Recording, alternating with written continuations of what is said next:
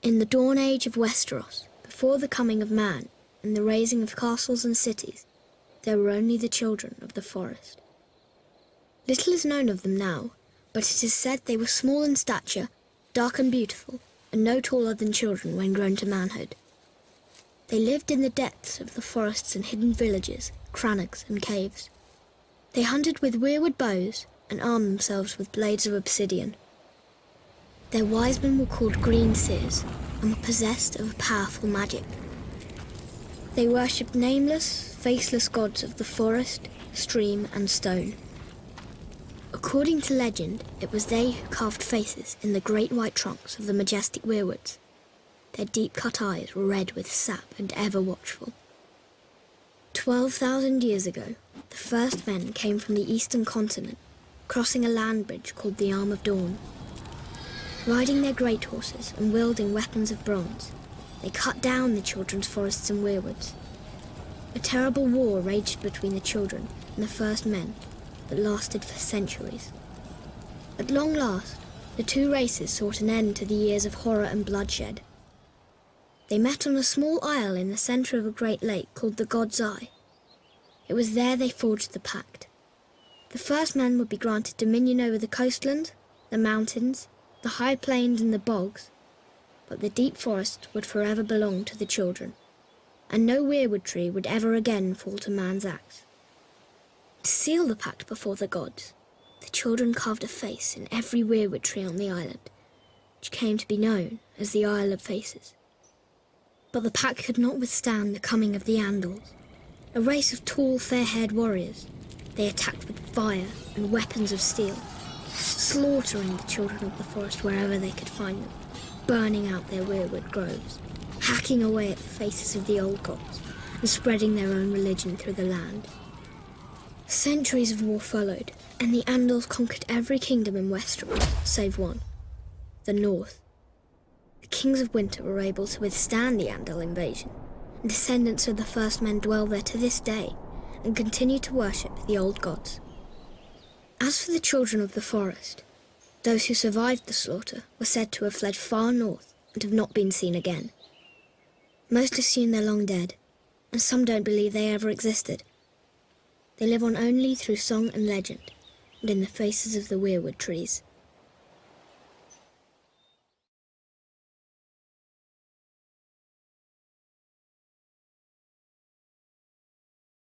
When Aegon the Conqueror invaded Westeros, he had 7 kingdoms to contend with.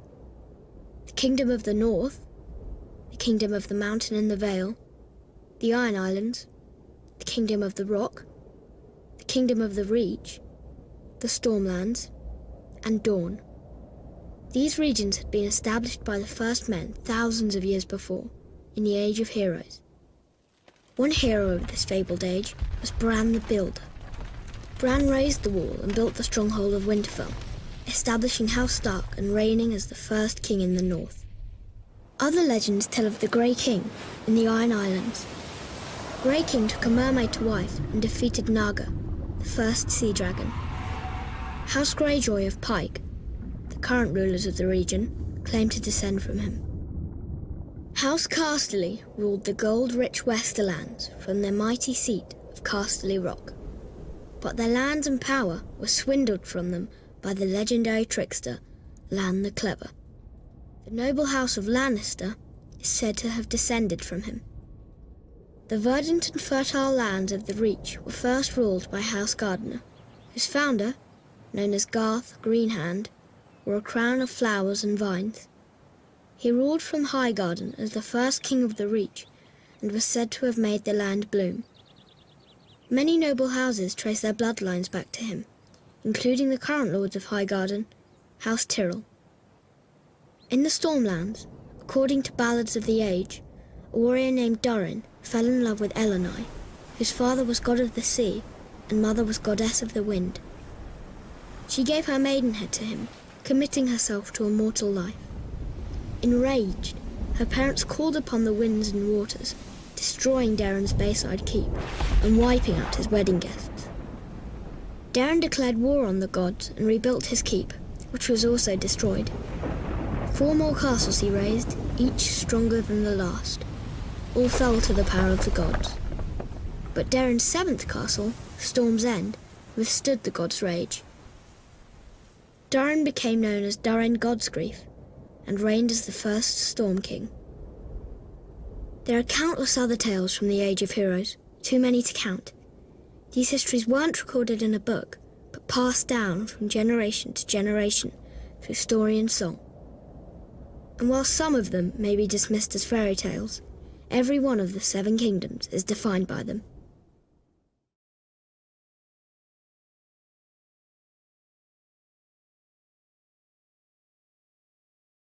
In the Seven Kingdoms of Westeros, the dominant religion is the faith of the Seven, first brought to its shores by the Andals some 6,000 years ago.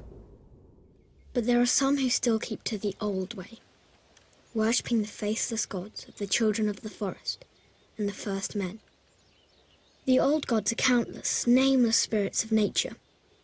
In ancient times, the children of the forest carved faces in the trunks of the weirwood trees, which became sacred symbols of their faith. In time, the first men adopted the children's gods as their own. Most castles at that time contained a godswood with a weirwood or heart tree at its centre. Meanwhile, across the narrow sea, a new religion was born in the hills of Andalos. According to legend, the god of Seven revealed itself to the Andals, and the invasion of Westeros followed soon after. The Andals sailed across the sea on ships armed with weapons of steel.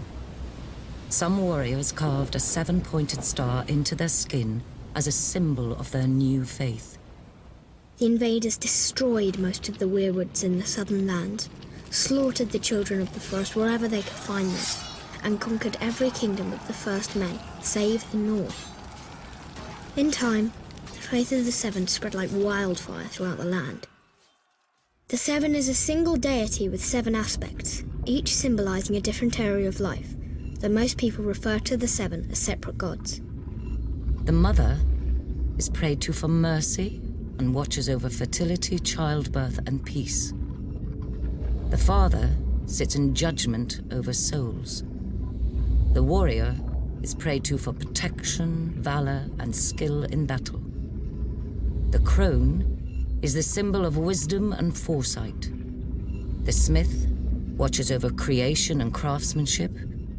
The maiden symbolizes purity, love, and beauty. Finally, there is the stranger, rarely prayed to, who represents death. The faith is highly organized and deeply influential in Westerosi politics and culture as the official religion of the monarchy. Worshippers gather in temples of the faith called septs. The seat of the faith is the Great Sept of Baelor, which is located in the capital city of King's Landing. Still, in the north, where descendants of the first men dwell, worship of the old gods continues to this day, and the sacred faces of the weirwood trees keep close watch over the faithful.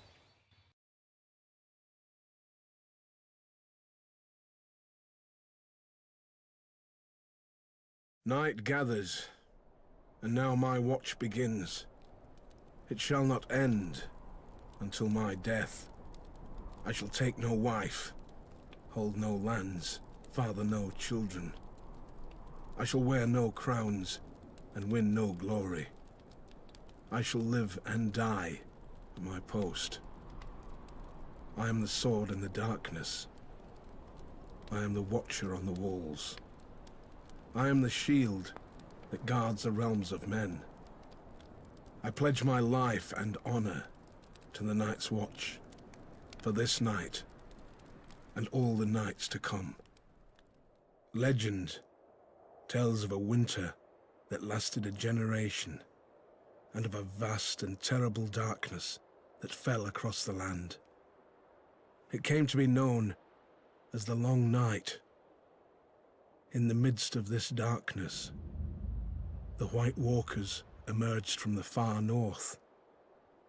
With their armies of the dead, they waged war against the living, laying waste to villages and holdfasts, leaving terror and destruction in their wake. After years of brutal conflict and unbearable loss, an alliance of the First Men and the Children of the Forest managed to drive the Walkers and their minions back into the frigid northern wastelands from whence they came. To prevent another invasion, the First Men erected the Wall, a massive fortification 700 feet in height, stretching from the Frostfang Mountains in the west to the Bay of Seals in the east. It was a structure unlike any ever built. Indeed, some maintain it could only have been completed with the aid of giants, or using the powerful magic of the ancient Children of the Forest. Men were required to guard and maintain it, and thus the Night's Watch was born. A sworn brotherhood, tasked with defending the realms of men against the dark forces that lay beyond. Upon taking his vows, a brother of the Night's Watch serves for life. It is a life of hardship and great sacrifice, so the oath must not be taken lightly. The punishment for desertion is death. The Night's Watch is divided into 3 vital branches: the Rangers, the Builders, and the Stewards. While all Black Brothers are expected to take up steel should the need arise, the Rangers are the true warriors of the Watch. Centuries come and gone, and although the White Walkers have yet to return, another threat has emerged. Barbarian tribes known as Wildlings. The Rangers are charged with defending the realm against these lawless savages. The Builders are carpenters, masons, miners, and woodsmen, tasked with maintaining the wall, as well as its various keeps, towers, and structures, which have fallen into disrepair over the years. The Stewards serve as cooks, butchers, and hunters. They tend to the horses and messenger ravens, sew clothing, gather firewood, and bring supplies up from the south. The Night's Watch is a diverse group. Proud volunteers from noble houses stand side by side with petty thieves conscripted from dungeons. Class distinctions are left behind, as are past misdeeds. A man gets what he earns on the wall, and even the lowliest gutter snipe can rise up in rank if he proves himself worthy. For thousands of years, the brothers of the Night's Watch have stood their lonely vigil. As the seasons changed, as brutal wars raged in the south, as dynasties rose and fell, the Night's Watch endured. We are the swords in the darkness. We are the watchers on the wall. We are the shields that guard the realms of men.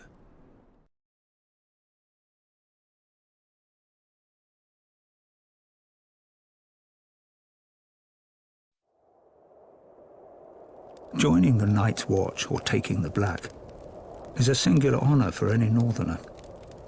For it was in the north, some 8,000 years ago, that the first men drove back the White Walkers, erected the Wall, and established the sworn brotherhood that would guard the realm and its people from the dangers beyond. Regrettably, the Night's Watch no longer commands the widespread respect and admiration it once did. While House Stark and other houses in the northern regions continue to recognize its vital importance to the safety and stability of the realm, this view is not shared by the powerful houses of the southern kingdoms or their subjects. Most regard the Watch as a misguided, obsolete order made up of useless outcasts. Admittedly, the current Night's Watch is a shadow of its former glory. Their numbers have dwindled to less than 1,000. Of the 19 castles along the Wall, only 3 are functional: the Shadow Tower, Castle Black, and East Watch by the Sea. And the Watch's mandate of adding to the Wall has been abandoned entirely. There are barely enough resources to maintain it. Recruiting officers, known as Wandering Crows, scour the dungeons and slums of the realm in hope of finding men to fill the ranks. While there is still the occasional highborn volunteer, the newest recruits are almost entirely made up of lowly criminals. Thieves, rapists, and murderers, sentenced to the wall as punishment for their crimes.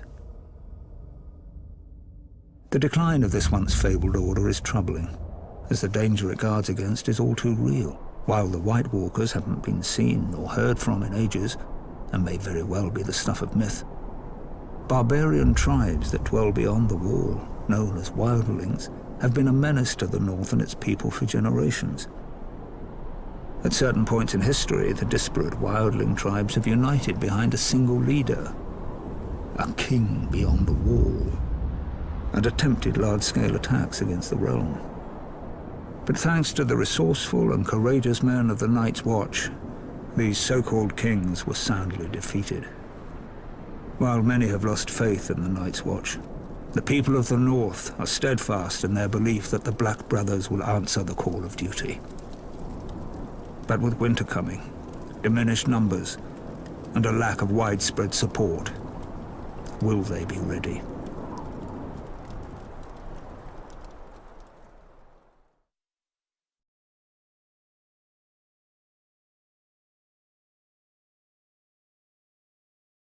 Long ago in the wintry north, an army of demons emerged from beneath the icy ground and spread darkness and despair across the land. Astride their monstrous spiders, flanked by giants, they wreaked havoc on the innocent, slaughtering thousands. All hope was lost until the fearless warriors of the first Night's Watch drove them back into the wintry mountains and built a magic wall to keep them from ever invading again. These stalwart brothers in black continue to protect us even to this day from the evils that lurk in the shadows. An absurd lie. A fairy tale spun by many a wet nurse in the north.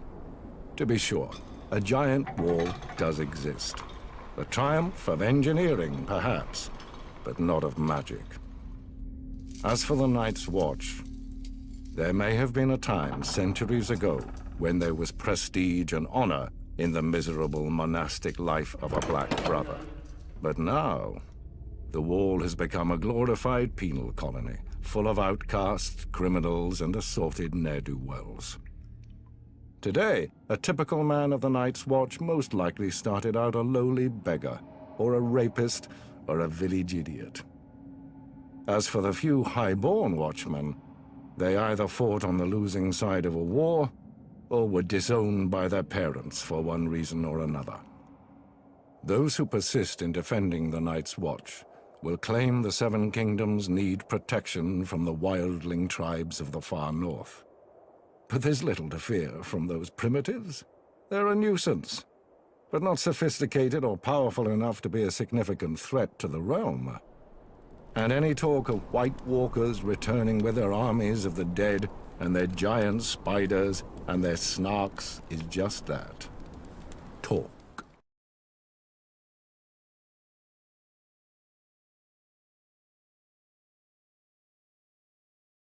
In the far southwest of Westeros, at the mouth of the river Honeywine, lies the great stone city of Old Town. It is home to the Citadel, where men and boys from throughout the kingdoms come to receive their training as maesters. Maesters play an integral role in Westerosi society, serving as scholars, healers, and advisors to the nobility of the Seven Kingdoms. This venerable order of learned men dedicate their lives to serving the realm, and are sworn to occupy a neutral position when it comes to power and politics. Upon completing his training at the Citadel and taking his vows, a maester renounces his family name and takes a vow of celibacy. He is assigned to a castle or keep, and duty-bound to serve as its counselor and healer, even if control of the castle changes hands. A maester's allegiance is to the realm, not to any one family. His badge of office is a great chain, forged from links of different metals which he wears around his neck. It is a reminder of his role as a servant of the realm and is never to be removed. A maester forges his chain with study, and each link represents the mastery of a different kind of learning. For instance, a silver link signifies mastery of the medicinal arts.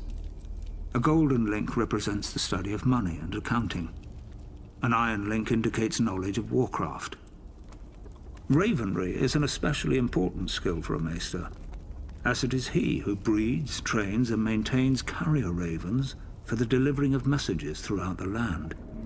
There are some maesters who have earned a link forged of Valyrian steel. This signifies knowledge of the higher mysteries, commonly known as magic.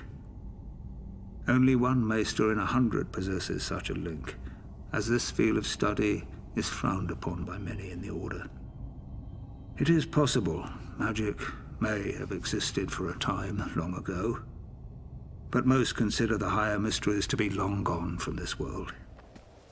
Service as a maester is a noble calling, one of vital importance to a prosperous realm.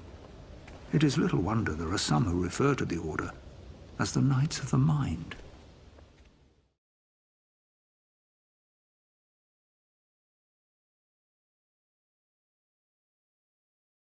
East of Westeros lies the Smoking Sea, where no ship dares sail. There are those who swear it to be demon-haunted, and who's to say they're wrong? For it was there, thousands of years ago, that a cataclysmic event occurred, destroying one of the great civilizations in history. The precise details of their origins are lost to us, but it is said the Valyrians were once a modest community of shepherds, tending their flocks on a small peninsula of the great eastern continent. One fateful day, in a volcanic area known as the 14 Fires, they made a shattering discovery. Dragons. They were monstrous, scaled creatures with massive wings, sharp claws, and fiery breath. They were also said to have a deep-rooted connection to magic. In time, the Valyrians were able to tame the beasts. Harnessing their immense power, they established a city of wonder, unlike any before or since. They became skilled at sorcery and metallurgy, creating uncommon weapons of spell-forged steel. Wielding these weapons astride their dragons, the Valyrians conquered the surrounding lands and slowly expanded west. At the time, the Giscari Empire dominated much of the great eastern continent and tried to stop Valyria's expansion. The Giscari legions attacked the Valyrians 5 times, but could never defeat them. Finally, the Valyrians marched on their capital, Old Gis, and obliterated it, turning its streets and buildings to ash with dragon flame, and wiping the Giscari people and their culture off the face of the earth. The Freehold of Valyria, as it came to be known, became the most advanced civilization in the known world, with its own language, gods, and culture. The Valyrians' reach extended far and wide, covering most of the continent. Great cities were built and roadways paved, all of which led back to Valyria. The Freehold would prosper for nearly 5,000 years. But it was not to last. An event that became known only as the Doom laid waste to the Valyrians, their capital city, and its surrounding lands. The peninsula itself was shattered, becoming what is now the Smoking Sea.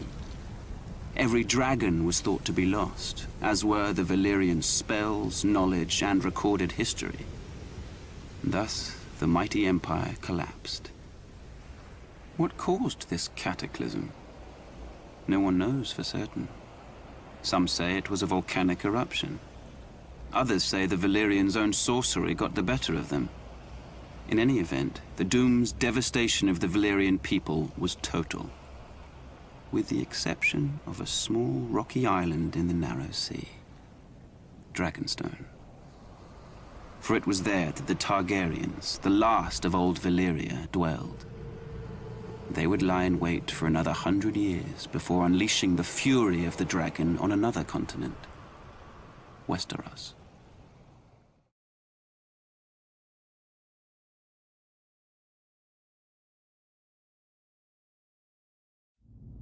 The days of the Andals were numbered. One by one, their so-called kings were bending the knee or facing the wrath of Aegon Targaryen. Aegon of Old Valyria. Aegon who was blood of the dragon. After defeating the Iron Men at Harrenhal and slaying the last of the Storm Kings, Aegon and his sisters, Rhaenys and Visenya, set their sights on other prizes. The gold mines of the Rock and the fertile lands of the Reach. King Loren Lannister of the Rock and King Mern Gardener of the Reach foolishly thought their combined armies could beat back the Targaryen host. They rode forth together, their proud banners flapping in the wind, and faced off against Aegon in a vast golden field of wheat. The two kings commanded a massive force of nearly 60,000, and it appeared the day was theirs, until Aegon unleashed all three of his dragons for the first and only time. Each beast was named after the Valyrian gods of Aegon's forefathers. Visenya rode Vhagar, whose fiery breath could melt armor.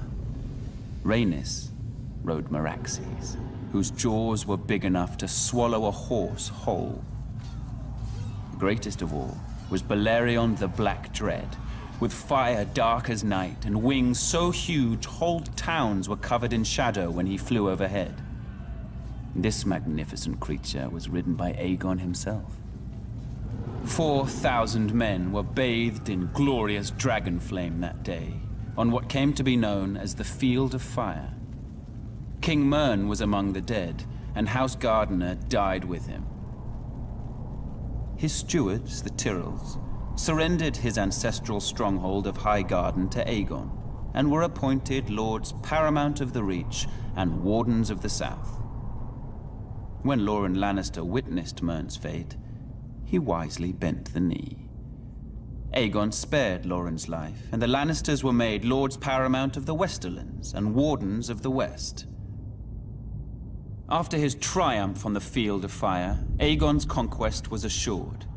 In a short time, the so-called Seven Kingdoms were melted down in the heat of the dragon's flame and transformed into a single realm.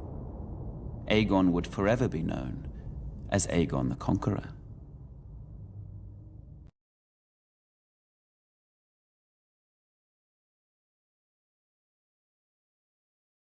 The ascension of Aegon Targaryen was confirmed, and the fate of the Seven Kingdoms sealed on the Field of Fire. Kings Loren Lannister of the Rock and Mern Gardener of the Reach stood against Aegon's invasion. They commanded a united force of 600 banners, 5,000 mounted knights, and 50,000 men-at-arms. Aegon's host was vastly outnumbered, and when the army of the two kings charged, the invaders turned heel and ran. But Andal might was no match for Dragonflame.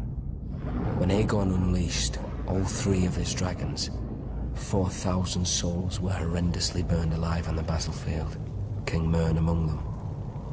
Realizing all hope was lost, King Loren surrendered. The Starks of Winterfell had no intention of submitting to Targaryen rule. They had reigned as kings in the north since the days of the First Men and were determined to resist the Targaryen invaders, just as they had resisted the Andals thousands of years before. King Torrhen Stark led his army to the Red Fork just east of Riverrun, hoping to succeed where Loren and Mern had failed. But when Torrhen saw the size of Aegon's now mighty host, along with his monstrous dragons, he knew he couldn't subject his followers to the horror of another Field of Fire. He bent the knee and swore fealty to Aegon, who allowed the Starks to maintain their lordship over the region as Lords Paramount and Wardens of the North. Without question, Torrhen Stark saved thousands of lives that day. He was ever after known as the King who knelt.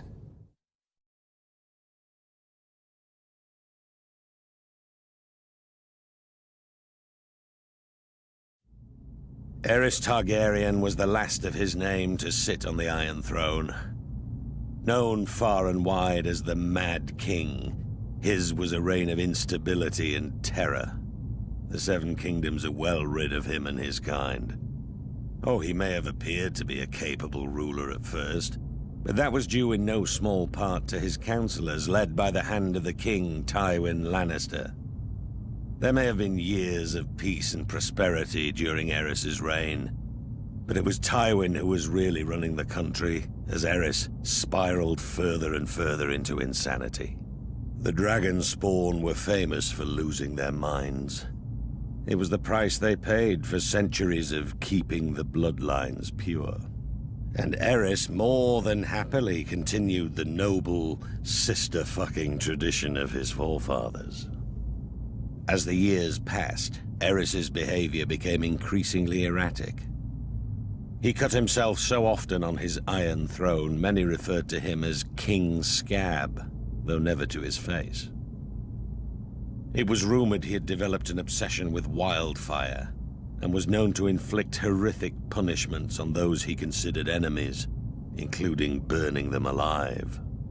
As his paranoia and bloodlust grew, he had a bitter falling out with Lord Tywin, who had served the crown faithfully for 20 years. At least Tywin was able to leave the job with his life and fortunes intact. Subsequent hands of King Aerys weren't so fortunate. Then the Targaryens went too far. The Crown Prince Rhaegar abducted Lyanna Stark, daughter of Rickard Stark, the Lord of Winterfell. She was my betrothed. She was my beloved. Beautiful and spirited woman, and I loved her more than life itself.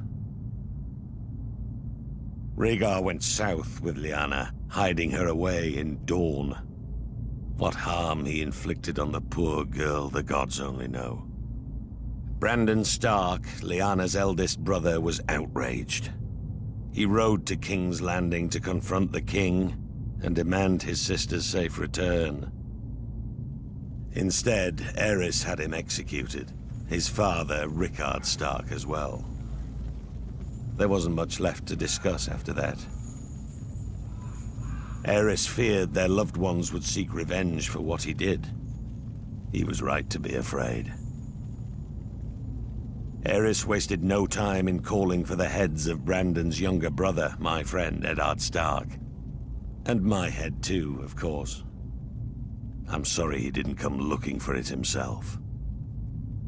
Alongside Jon Arryn of the Vale, the man who fostered Ned and I as children, Baratheons, Starks, and Tullys all called their banners.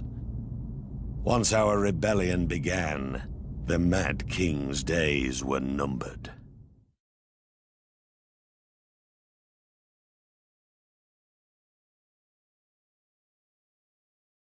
As word of King Aerys' erratic and troubling behavior spread throughout the Seven Kingdoms, Lord Rickard Stark continued to serve his king faithfully as Warden of the North. The proud father of 4 children, his daughter Lyanna, was engaged to Robert Baratheon, the young lord of Storm's End. Centuries of peace between the North and the Iron Throne ended the day Rhaegar Targaryen, Prince of Dragonstone, abducted Lyanna. Enraged, Brandon Stark rode to King's Landing, demanding the release of his sister and the death of Rhaegar. Aerys arrested him for treason, and called his father to come to the capital to ransom him. When Lord Rickard complied, Aerys, now utterly mad, arrested him for treason as well. Lord Rickard demanded a trial by combat. Aerys declared fire the champion of House Targaryen, and had Lord Rickard suspended from the rafters of the throne room while pyromancers lit a blaze beneath him. As he burned, Brandon was brought into the throne room. A leather cord attached to a strangulation device was wrapped around his neck. Aerys told Brandon his father was a dead man, but there was a chance to save him. A longsword was placed on the floor just out of Brandon's reach, and the more he struggled to reach it, the more the cord tightened around his throat. Brandon Stark strangled himself, trying to free his father, who was roasted alive in his own armor. The entire court stood and watched this atrocity take place. Sir Jaime Lannister and the King's Guard among them. The Mad King was reported to have laughed hysterically as these two noble men were tortured and brutally killed before him. Seeking to rid the world of all his supposed enemies, Aerys called for the head of Rickard's younger son, Eddard Stark, and Lyanna's betrothed, Robert Baratheon. He sent word to Lord Jon Arryn, who had fostered both young men at the Eyrie, to apprehend them. Instead, Lord Arryn joined houses Stark and Baratheon in rebellion. Robert vowed to kill Rhaegar Targaryen and get his beloved Lyanna back.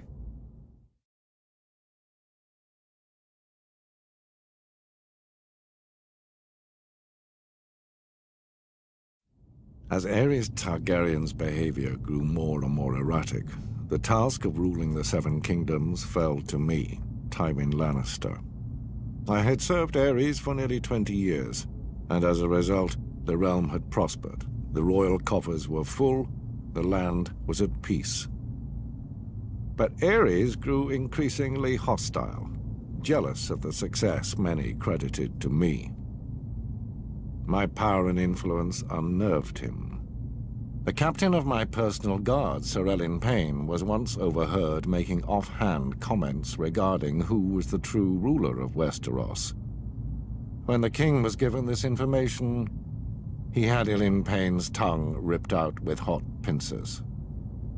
It was my desire to unite the houses of Lannister and Targaryen through marriage. My daughter Cersei would marry Aerys' eldest son, Prince Rhaegar. Such a union made perfect sense for all parties. However, Aerys' senses had begun to leave him quite some time earlier. Instead of uniting the royal family with its most loyal and powerful ally, Aerys chose instead to insult my family, indicating that such a match was beneath Rhaegar. Instead, he chose Elia Martell of Dorne to be Rhaegar's wife. As if to rub salt in my wounds, Aerys appointed Jaime, my son, to the King's Guard.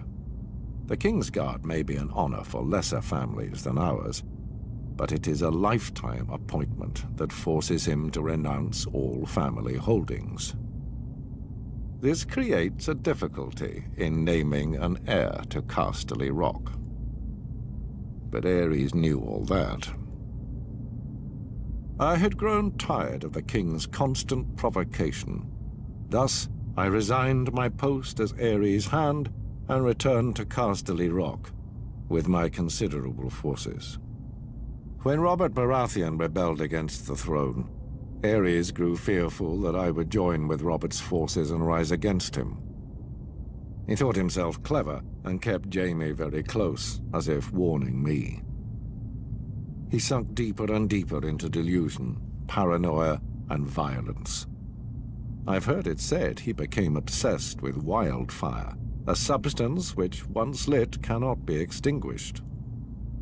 Convinced he had enemies all around him, he wouldn't allow blades in his presence, save for those of his King's Guard. Alas, that proved to be his undoing.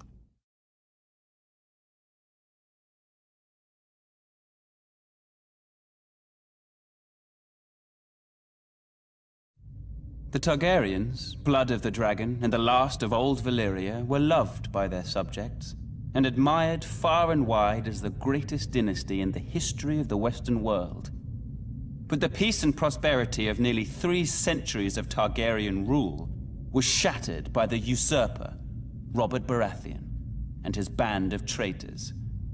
House Baratheon owed its very existence to the Targaryens. Was it not Aegon the Dragon himself who elevated the bastard Orys Baratheon in the War of Conquest? And what of the Starks, the Lannisters, the Aarons of the Vale?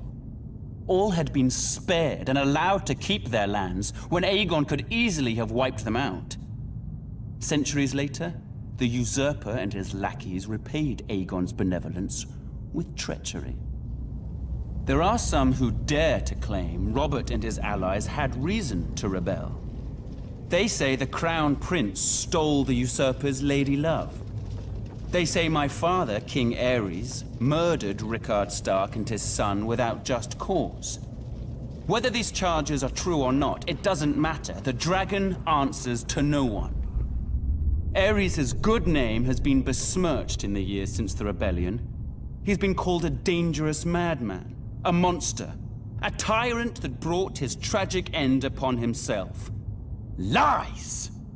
My father was a victim of weaklings in his council. Lackwits who failed him in his hour of need and let the rebellion spin out of control. But it was not enough. The royal army was crushed at the Battle of the Trident. It was there the valiant Rhaegar met Robert in single combat, but the gods betrayed him, and he perished by the usurper's hand. As the Field of Fire had marked the end of the Andal centuries before, the Battle of the Trident seemed to herald the end of the Dragon Kings. When word reached the capital of my brother Rhaegar's death, my father Aerys moved to protect me, as I was the surviving heir to the throne. He sent me to the island fortress of Dragonstone, along with my mother, Queen Rhaela, who was great with child. But as my father, my king, Aerys Targaryen, prepared to defend his throne to the bitter end, little did he know of the horrors and betrayals that awaited him and our family.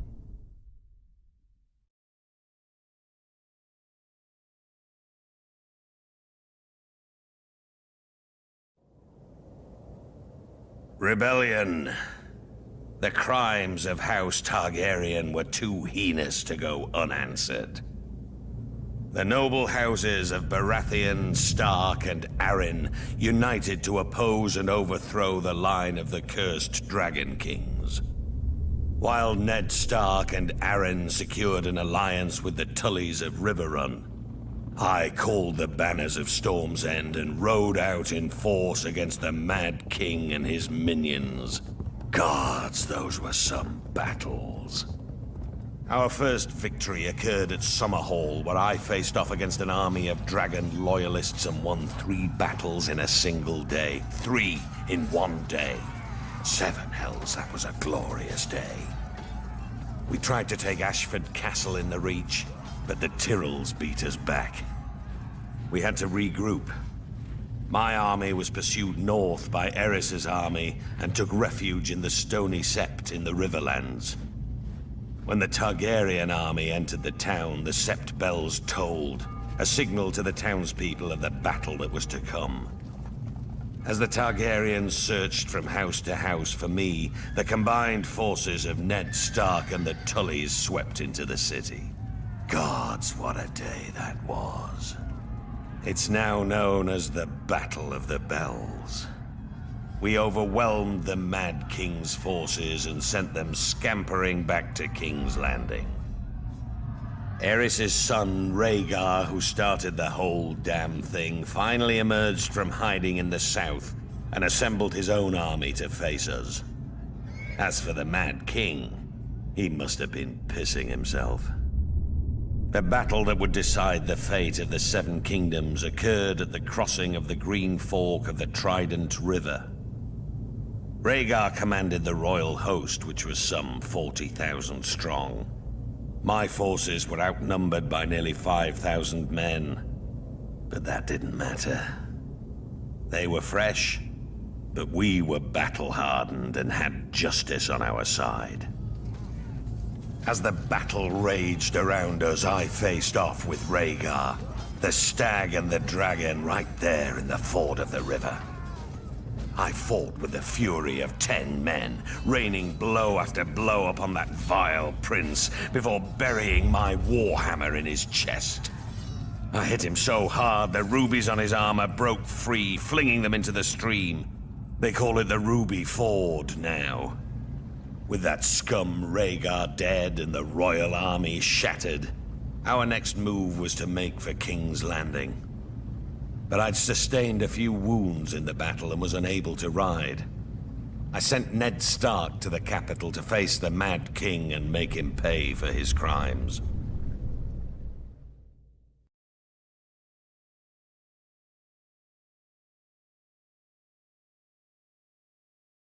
The Battle of the Trident may have been an important victory for the usurper, but it was the treachery and barbarism of Tywin Lannister that sealed the fate of the Targaryen dynasty.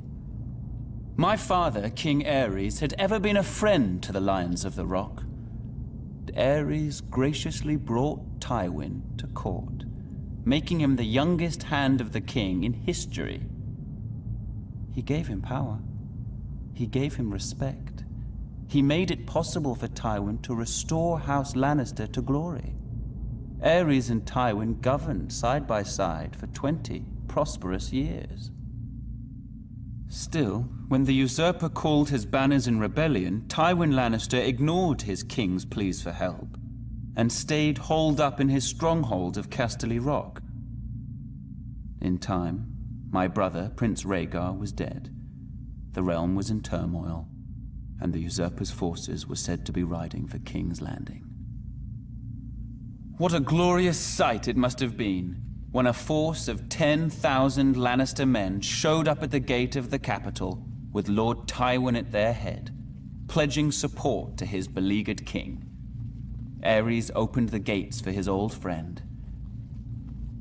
Instead, Lannister and his men proceeded to plunder and destroy the city that he had called home for decades. As the capital was ravaged and its people terrorized, Jaime Lannister, son of Lord Tywin, proved every bit as treacherous. He killed my father, the king, at the foot of the Iron Throne. The Lannisters entered the Red Keep, and Tywin ordered the deaths of the rest of the royal family. It is said Princess Rhaenys was found cowering under her father's bed and put to the sword.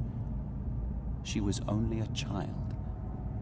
As for Rhaegar's widow, Elia, she was forced to watch as Lannister thugs dashed her baby son's head against a wall before being raped and murdered herself. As I was the heir to my father's throne, I had been spirited away to Dragonstone with my mother, Queen Rhaela, who was with child. As a raging summer storm battered the island fortress and destroyed the Targaryen fleet as it lay at anchor, my sister, Daenerys, was born. My mother, the Queen, died giving birth. Now, some 17 years later, the rightful king still lives in exile. But a day of reckoning is coming. I will sail west as Aegon the Dragon did centuries before. I will take back my father's throne with blood and fire. And I will punish the treacherous dogs who sought to destroy my family. And the people shall rejoice.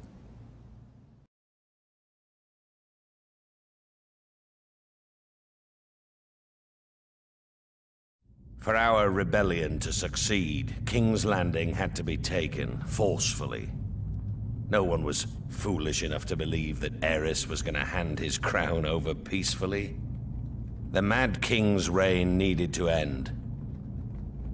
What Tywin Lannister's forces did was unfortunate, but it was necessary to secure the Iron Throne and bring peace and justice to the Seven Kingdoms.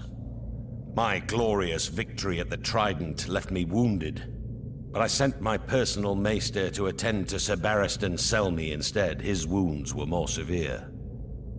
Even though Sir Barristan was a member of Aerys's Kingsguard and fought on the opposing side, that man's bravery and loyalty was something to behold. But this meant my wounds would take longer to heal, and I couldn't ride to King's Landing myself. I sent the one man I trusted over anyone else in this world, Ned Stark, in my place. Had I been able to ride, perhaps I could have reached King's Landing sooner and prevented some of the violence that occurred when the Lannisters entered the city. Still, what Lord Tywin did was for the greater good.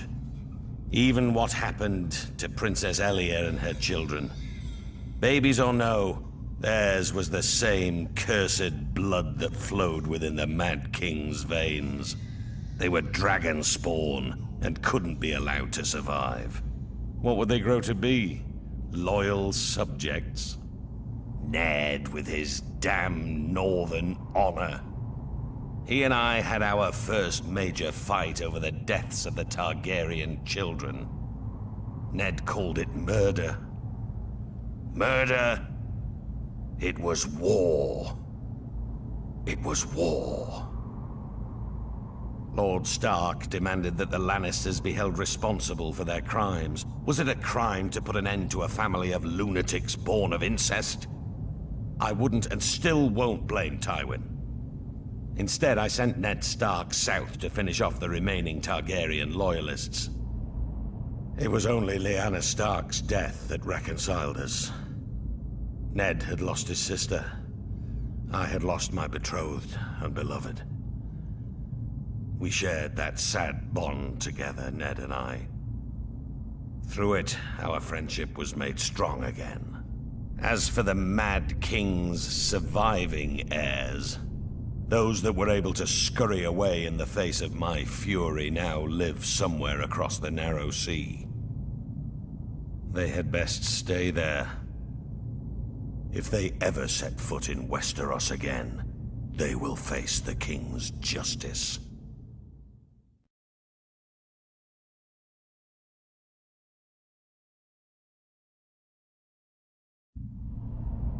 Robert Baratheon's victory at the Trident was a turning point in the war for the Iron Throne. While it was clear the gods were smiling on the rebel forces, Aerys Targaryen still held the Red Keep at King's Landing. As Robert was wounded and unable to ride, it was up to Eddard Stark to make for the capital and force the Mad King to give up the throne. Lord Stark reached the city gates to find that Tywin Lannister, Lord of Casterly Rock, had already sacked the city in Robert's name. House Lannister had remained neutral up to this point, ignoring requests for help from both the Crown and the rebels. Now that Robert's eventual victory was assured, it seemed Lord Tywin had finally chosen a side. Lord Eddard was horrified by what he saw when he entered the city. Homes looted and burned, women raped, scores of innocent citizens killed. Disgusted, he led his force up Visenya's hill to the Red Keep. Upon entering the throne room, he found King Aerys lying in a pool of blood, dead by the hand of his own sworn King's Guard, Jaime Lannister, who sat brazenly upon the throne. Demanding to know the whereabouts of Queen Rhaela, Lord Eddard was informed the Queen and her son Viserys had been spirited away to Dragonstone before the Lannisters arrived. But other members of the royal family were not as fortunate. Elia, Martell of Dorne, who was the wife of Prince Rhaegar, had been raped and murdered by Ser Cregor Clegane on Lord Tywin's orders. Ser Gregor and his men had also butchered Rhaegar's young children. When Robert was well enough to reach the capital, Lord Eddard demanded the Lannisters answer for their heinous crimes. Robert refused, and sent him south to relieve the Baratheon stronghold of Storm's End, which was still under siege by forces loyal to the Crown. Whatever words passed between the two old friends are known only to them, but Lord Eddard is said to have left King's Landing in anger. Later, when Robert was crowned, he appointed Jon Arryn as Hand of the King. Lord Arryn's first order of business was to broker a truce with the Martells of Dorne, who were outraged by the brutal murder of Princess Elia and her children.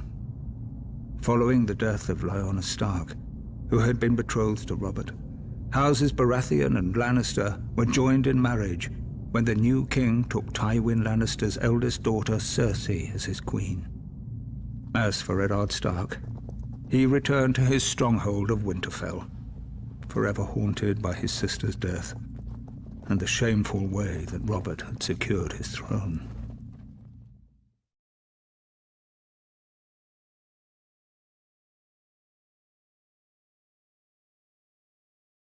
Rhaegar Targaryen lay dead on the banks of the Trident, his royal army shattered and in retreat. The days of the Dragon Kings were clearly numbered. Until that moment, it would have been foolish to commit Casterly Rock to either the Crown or the rebellion.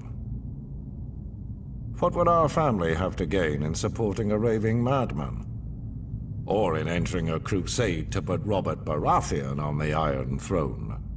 But chaos benefits no one. It was time for House Lannister to do what it could to ensure a return of peace and prosperity to the land. I, Tywin Lannister, brought 10,000 Lannister troops to the gates of King's Landing in order to bring the bloodshed to a quick and decisive conclusion. King Aerys had been sending ravens for months, begging for my support to end the uprising. In a way, his pleas had been answered. As I had suspected, Aerys opened the city gates and welcomed my men. Our plan was clear: crush Aerys' remaining bannermen and remove the remnants of the royal family as quickly and efficiently as possible. Any alternative meant years of further war and a fragmented Seven Kingdoms. Our means were bloody, but the results speak for themselves.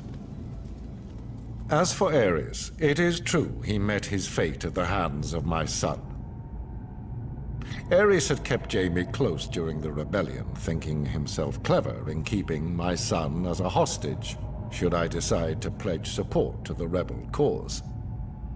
This proved to be his greatest mistake. For when the time came, Jaime did his duty as a Lannister and drove his sword into the Mad King's back. With that, Robert Baratheon's crown was secured. The new king recognized our role in his ascension to the throne, just as he recognized how useful the might and riches of Casterly Rock would be if he wanted to keep it. To that end, I offered my daughter Cersei as his queen. Had Aerys not spurned this same offer years earlier, perhaps things would have worked out differently. With Robert and Cersei crowned as king and queen of the Seven Kingdoms, it was a new day. The dragon was vanquished, and the Seven Kingdoms would thereafter belong to the stag and the lion.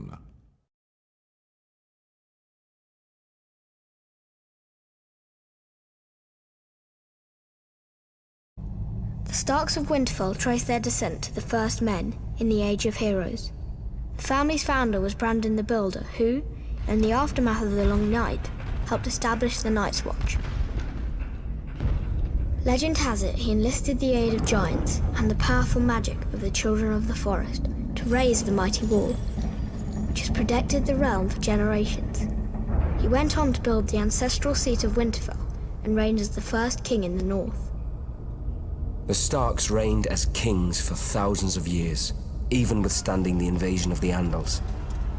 As the southern kingdoms fell and the Children of the Forest were driven away, the North stood strong, maintaining its religious customs and its way of life. Eventually, the reign of the Kings of Winter came to an end with the coming of Aegon the Conqueror. After Aegon and his dragons destroyed the combined armies of the Reach and the Rock at the Field of Fire, King Torrhen Stark bent the knee and swore fealty to the Targaryen dynasty in order to spare the destruction of Winterfell and his people. He was forever after known as the King Who Knelt. As a reward for his submission, Aegon named Torrhen Lord of Winterfell and Warden of the North. The Starks take great pride in their history and traditions. It is one of the few noble houses that still keeps the old gods. A sacred weirwood tree looms large in Winterfell's Godswood. Its ancestral sword, Ice, was forged in ancient Valyria and has been passed down through the generations. House Stark remains steadfast in its support of the Night's Watch, even as the once illustrious order has fallen on hard times. Much like their sigil, the Grey Direwolf, House Stark is the stuff of legend in the north and throughout the Seven Kingdoms. And their family words, "Winter is coming," serve as a reminder of their beginnings in the wake of the Long Night and a grim portent of things to come.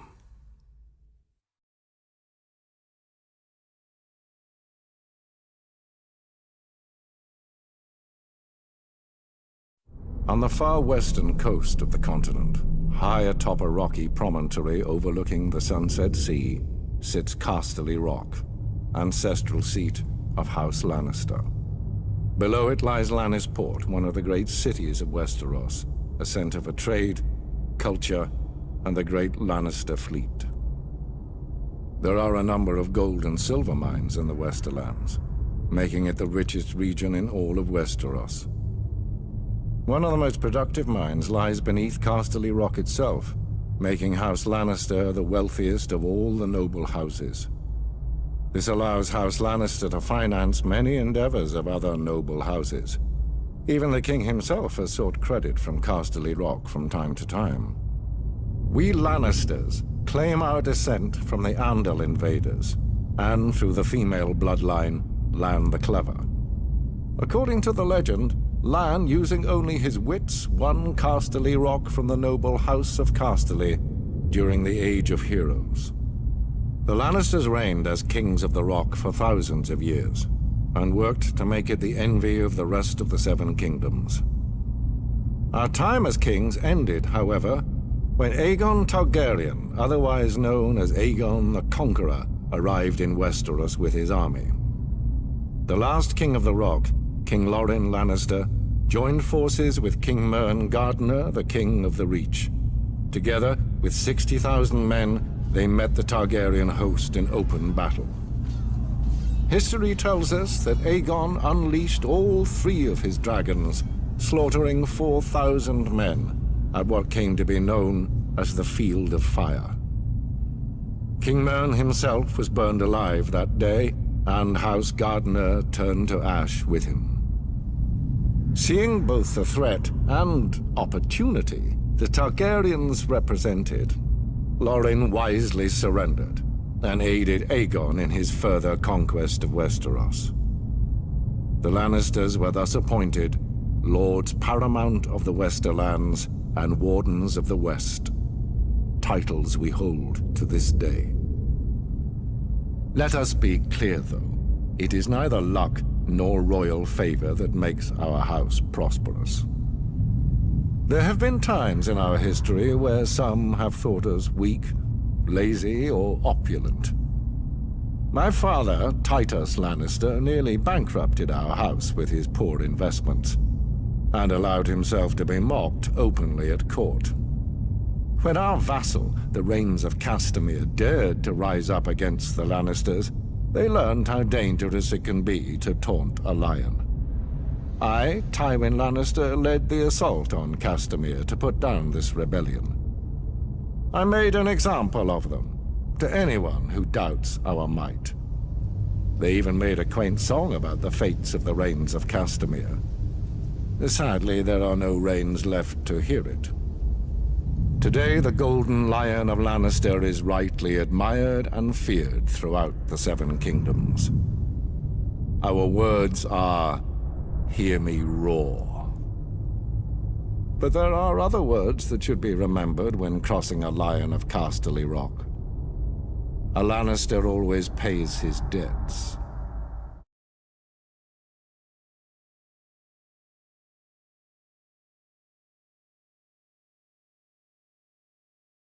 The Targaryen dynasty united the Seven Kingdoms and lasted nearly 3 centuries. It was a dynasty forged in fire, sealed in blood, and destroyed by rebellion. The Targaryens are blood of the dragon, descended from the nobility of ancient Valyria, a once mighty empire in the east. When the cataclysmic doom laid waste to Valyria and its people, the Targaryens survived, having settled on the island fortress of Dragonstone years before. They remained there for a century, until the rise of Aegon the Conqueror. Instead of attempting to reclaim the eastern lands of his ancestors, Aegon sailed west for the Seven Kingdoms, his sisters Visenya and Rhaenys at his side. To keep the bloodlines pure, Aegon continued the custom of his Valyrian ancestors and took both of his sisters to wife. Together, they came ashore on the eastern coast of Westeros, their blazon a dragon with 3 heads, representing Aegon and his sister wives. Their words, fire and blood. While their host was small in comparison to the armies of Westeros that awaited them, Aegon and his sisters had a secret weapon, the last of the dragons. he conquered every kingdom save Dorne, which eventually bowed to Targaryen rule a century later. He had the swords of his enemies melted down by the fiery breath of his dragon, Balerion the Black Dread, and forged into the Iron Throne. The capital city of King's Landing was built on the eastern coast, where Aegon and his sisters first came ashore. And Aegon ordered the construction of a royal castle on its highest hill, the Red Keep. For 300 years, the Targaryen dynasty stayed strong in the face of rebellion, civil war, and plague.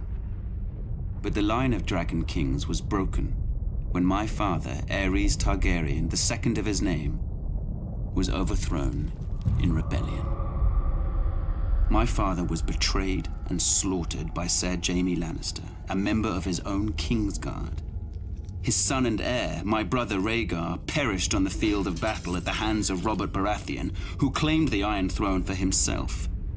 And so today, the only surviving members of the storied Targaryen dynasty are myself, Prince Viserys, rightful King of the Andals and ruler of the Seven Kingdoms, and my sister, Daenerys. We were spirited away to the free cities of the East by loyalists. Here we have lived in exile ever since, dreaming of a day when we will cross the narrow sea and take back my father's throne.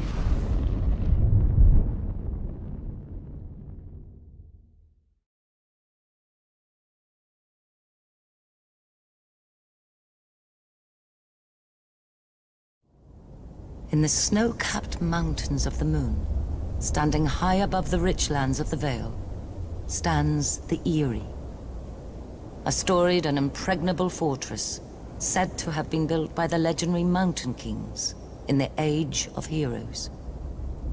It is the stronghold of House Arryn, one of the oldest noble families in Westeros. Their sigil, a soaring falcon over a crescent moon. Their words, as high as honor. The Arryns are direct descendants of the Andal invaders, who sailed across the narrow sea and came ashore at the Fingers.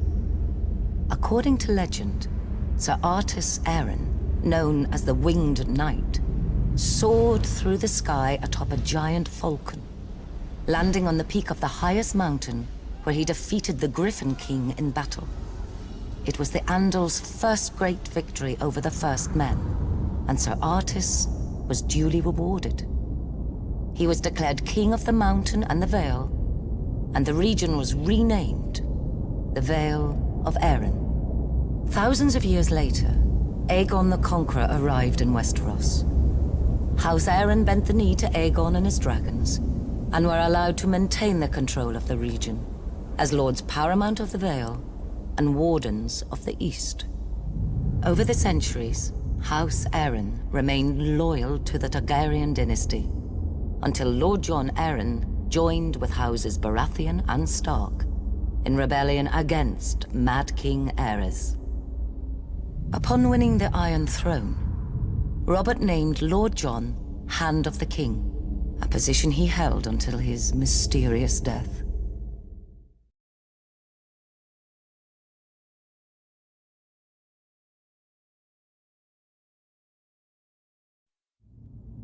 Ours is the fury. These are the words of the Black Stag of Baratheon. A battle cry echoed throughout the land in rebellion when I, Robert Baratheon, the first of his name, seized the Iron Throne from the Mad King Aerys Targaryen, ending a dynasty nearly 300 years old. House Baratheon was born in the Wars of Conquest, when Aegon the Dragon invaded Westeros. Aegon sent his commander, Orys Baratheon, to take Storm's End. Argilac the Arrogant, the last of the Storm Kings, foolishly left the safety of his stronghold and met the Baratheon warlord in open battle. Argilac was soundly defeated, and Orys took his lands, his holdings, and his daughter. Orys was said to be a half-brother to Aegon Targaryen. If this were true, a little blood of the dragon mingled with that of the stag in those days. The seat of House Baratheon is Storm's End, a legendary keep raised in the Age of Heroes. It overlooks Shipbreaker's Bay, where legend has it that Durin, the first Storm King, raised the keep with the aid of Bran the Builder of House Stark, forging a centuries-long connection with the Stormlands and the North. After Aegon's conquest of the Seven Kingdoms, the Baratheons remained loyal enough to the crown while Targaryen kings came and went. But loyalty has its limits. When Rhaegar Targaryen, Aerys's vile son and heir, abducted Lyanna Stark, my betrothed, my beloved, it was time to act. We raised our banners, Baratheon, Stark, Jon Arryn, and the Tullys, united in rebellion against Rhaegar and his father, the Mad King. We were victorious and took the Iron Throne. That bit of dragon blood in my veins came in well, as it made me a distant relation to the Targaryen dynasty blood of my long-lost ancestor, Orys. The truth of it is, I took it. I sit on the Iron Throne. I rule the Seven Kingdoms from the Red Keep.